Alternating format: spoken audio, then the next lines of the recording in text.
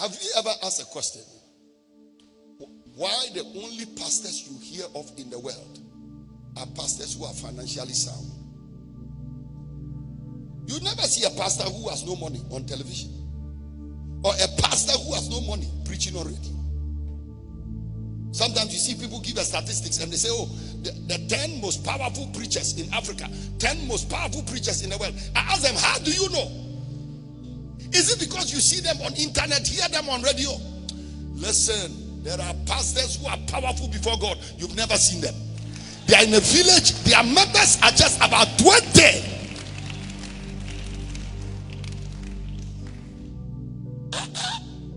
I used to know a man called Kizzy Hayford. Many people have never heard of that guy. The man was not a pastor, but the anointing he carried. He used to give us testimonies. He was like one of these old-time prophets. Kizzy Hayford will come and tell us that, you know what, he wanted to wash his clothing and he didn't have water. So he prayed to God that it should rain only in his house. And rain will fall only on his roof, and he will gather the water and wash his clothing. That was how powerful Kizzy Hayford was. Yet nobody ever heard of him. I want to tell you, there are prophets you've never heard of, pastors you've never heard of, ministers you've never seen. They are not rich. They can't afford to be on TV. They've never written a book. They have never traveled to London. These days, if you're a powerful man, a man of God, then you must go to London. Then you must go to America. Am I talking to somebody at all? Listen, these are worldly standards. I'm not saying a pastor shouldn't travel. I travel, but woe is me if I judge God being pleased with me by these things. Am I teaching anything at all? Prosperity. But you know what? The kind of pastors you respect are pastors who are prosperous. Oh, that's a very powerful man of God. Oh, that man is a very powerful man of God. He has everything. God has really blessed him. Lands, houses, cars. So they said, we want a king like the kings of the nations, because the kings of the nations are prosperous. They have the gold, they have the silver, they have the diamonds, they have a kingdom. So today, if God calls you into the ministry, one thing you'll be looking for is money. But listen, money does not make you a man of God. Money doesn't make you a woman of God. Money doesn't make you an anointed person of God.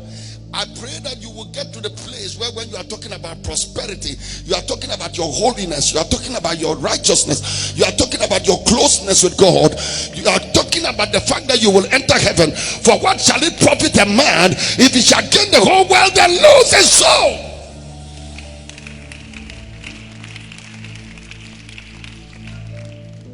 That is why today,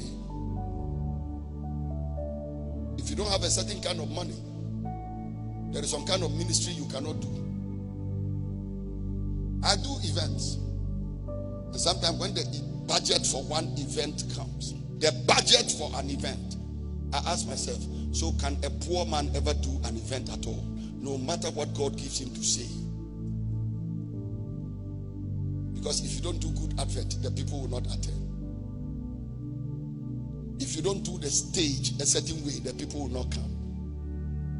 If you don't decorate the church a certain way, members will not come into it. So you know what? We are running a money and prosperity driven kingdom, where if money is not there, everything else becomes useless. So some of you can sit in a place like Bogatanga and you don't even appreciate the ministry, because you see, you are thinking about other things. You are thinking about some other things. You are thinking about prosperity. You are thinking about money. You are thinking, oh, we don't have the money to do this and we don't have the money to do that. Money is a very powerful thing. I've written so many books on money. I preach a lot on money. I preach a lot on prosperity. But I come here to declare to you, prosperity is not everything. We don't need prosperity to be called men of God, to be called a child of Jesus, to be called a church of Jesus Christ. Being a church of Jesus Christ, being a church that God is pleased with. The most important thing is you need the presence of God with you. You need the anointing of God with you. You need the holiness of God in your life. Listen, stop putting pressure on men of God to become like worldly people. So I'm talking about power. I'm talking about prosperity. Prosperity. Prosperity. Prosperity. And I can tell you this thing about prosperity is real.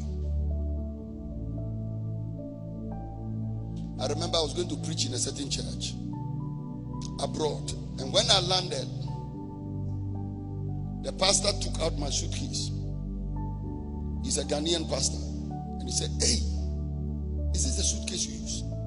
You use the kind of suitcase my general overseer uses. Hey, then you people, so he's measuring me by suitcase. Not by what I have on my inside, but what I have in my hand. Your power is not in your suitcase. Your anointing is not in your suitcase. Am I talking to somebody at all?